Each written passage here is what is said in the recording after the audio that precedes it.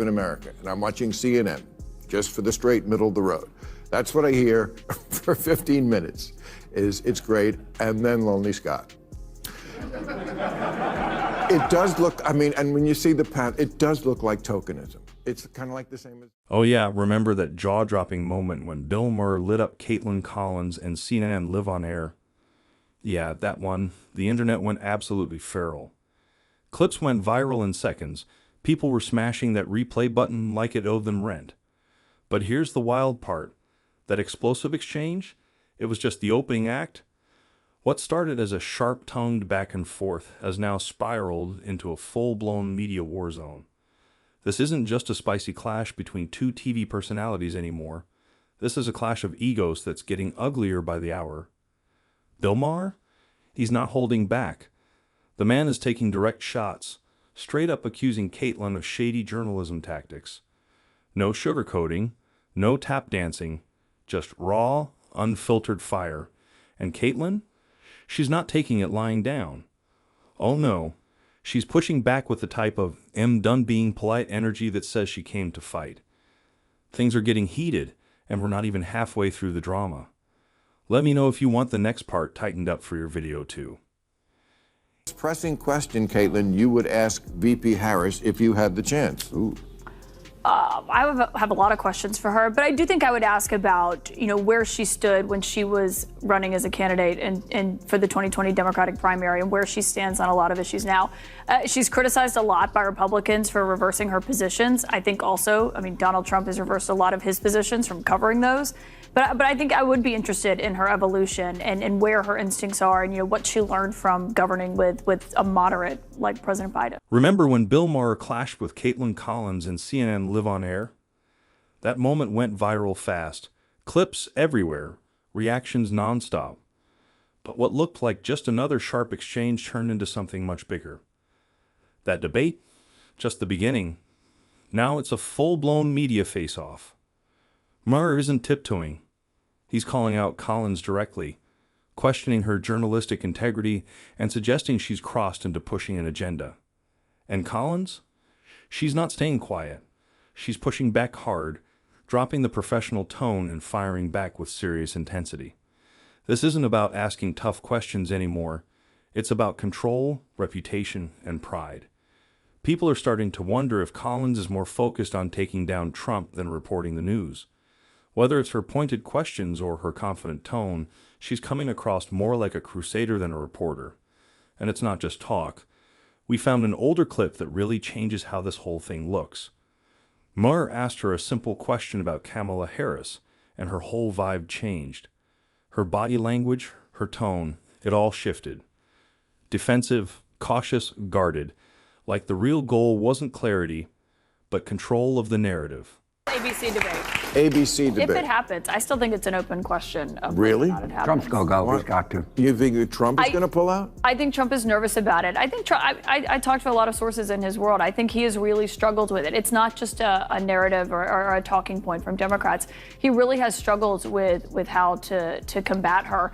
And I think going into that debate, he does not really want to do it. I think it's difficult, if not impossible, for him to pull out because his campaign manager had cards printed that said anywhere, anytime, any place for President Biden, and it would look weak, but I don't think he's looking forward to it at this point. That one moment exposed everything. It was the spark that lit the fuse. What followed? Weeks of cold stares, subtle digs, and live TV tension so thick you could cut it with a knife. This wasn't just awkward, it was a full-blown rivalry unfolding in real time, and the pot is still boiling. Sounds innocent, right? What would you ask Kamala Harris?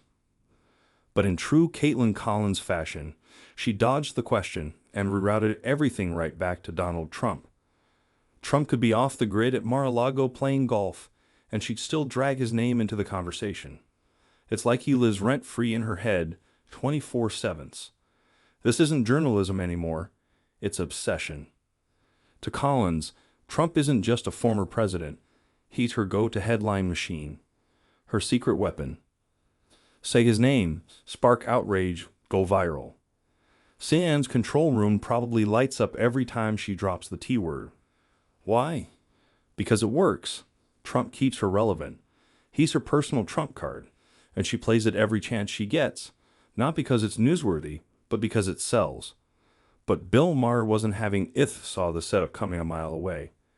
Collins was about to pivot again, and Maher cut her off mid-spin. No theatrics, no fluff. He called her out live. And the shift was instant. 1 second, she was calm and composed. The next, you could see it. Her confidence cracked, her delivery slipped, and the usual Trump playbook blocked. Trying to analyze this stuff, but I do know that it's a very easy debate to win. So all you have to say is, look, you had 4 years, I had 4 years. When I was president, and when you were president, here's the differences. Gas prices are up 50% when you're vice president. Electricity prices up 30%. Grocery up 22%. The list keeps going. Taxes were lower under Trump. They raised them under Biden and Harris. Regulations were lower under Trump. They raised them under Biden and Harris. Immigration numbers way down. They actually tried to stop the problem. Record numbers under Biden and Harris. This is a very easy debate to win because on the metrics, it's very easy. It was a power shift you could feel through the screen. Collins got outplayed on her own stage, and she knew it. Her grin froze. Her tone went cold. And suddenly, she was dodging questions like her career depended on it. But it was too late. Bill Maher had already exposed the playbook, and everyone was watching. Airs where it gets real juicy. CNN and Kaitlan Collins love to parade around as the gatekeepers of fair and balanced journalism. We're just reporting the facts, they chant on loop. Please, that segment tore the mask off. The whole neutrality act shattered. The performance cracked, and the audience saw the truth. The so-called journalism was just biased with better lighting. They can deny it all they want, but their moves speak louder than a megaphone. Collins didn't have to say it out loud. Her mind was already made up about Trump before the race even started. No debate. No facts. No data. Just a pre-written narrative on autopilot. She wasn't analyzing. She was predicting, like she had some crystal ball and a script labeled, "Trump loses the end." That's not journalism. That's wishful thinking dressed up in press credentials. No receipts. No voter insight. No curiosity.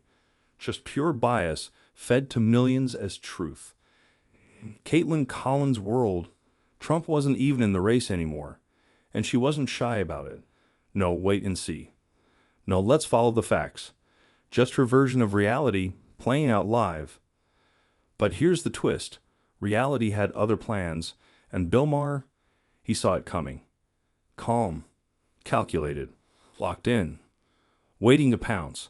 Because if there's one thing Maher can't stand, it's fake media theatrics dressed as truth. And when the moment hit, he didn't hold back. Clean, sharp, unmissable. That was Maher at his finest, slicing through the spin like a pro. You were on Stephen Colbert's show, and he said something like, you guys at CNN just report the news straight. And the crowd burst into laughter. Look, I'm on CNN now. I guess we're on it right now. I mean, they show this show the next night. I don't know how we get away with it with all the, but they do. And all these dirty jokes. But I'm glad, and I'm a big rooter for CNN. But Kaitlan had no idea what was coming. She was too caught up spinning her own version of the story, thinking she had control. But Bill Maher? He was already way ahead. Calm, sharp, and just waiting for the right moment. And when it hit, she walked right into it. Let's talk about that debate.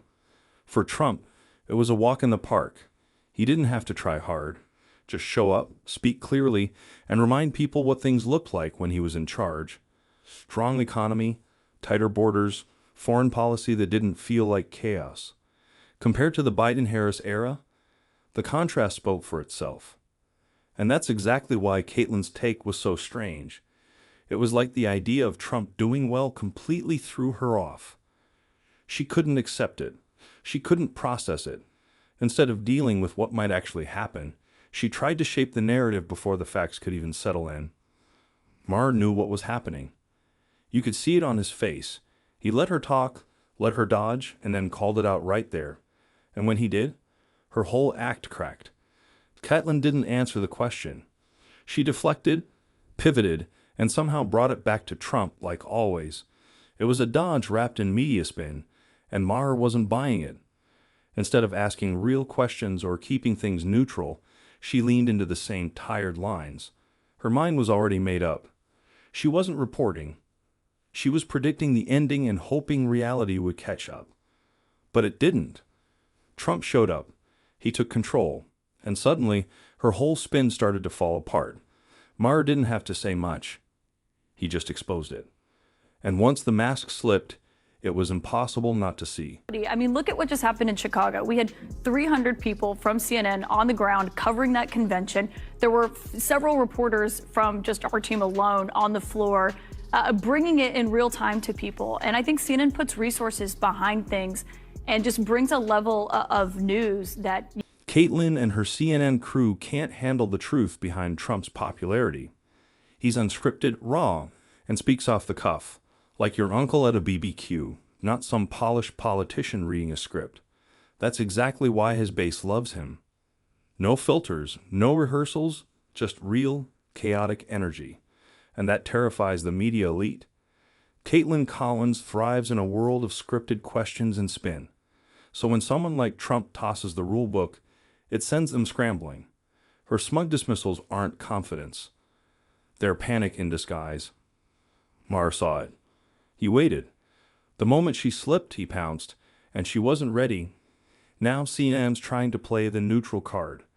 Panels with softer tones, token conservatives. But viewers aren't buying it.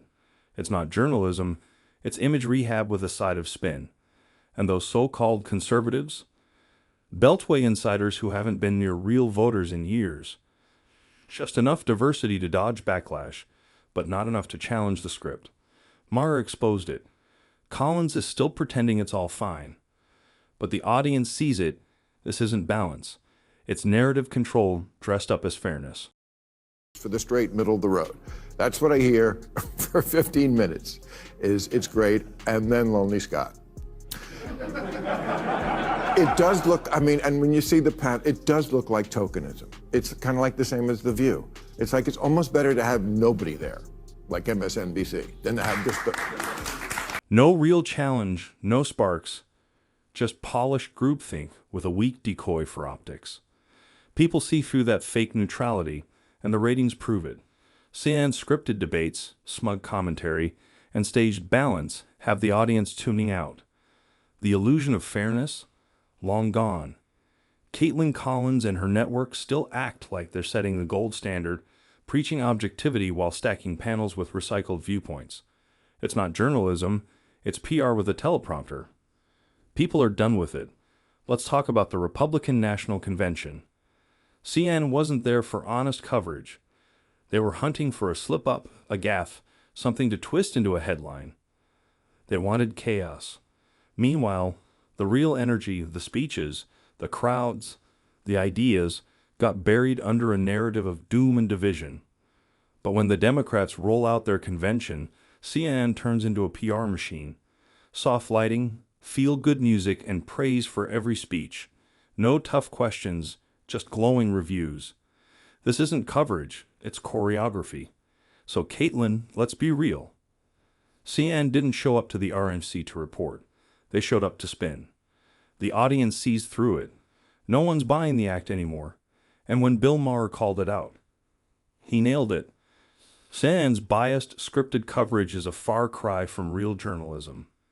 Once the gold standard, now a punchline. The truth is, CNN's trust is tanking, and even the left's starting to roll their eyes. So let's cut the act.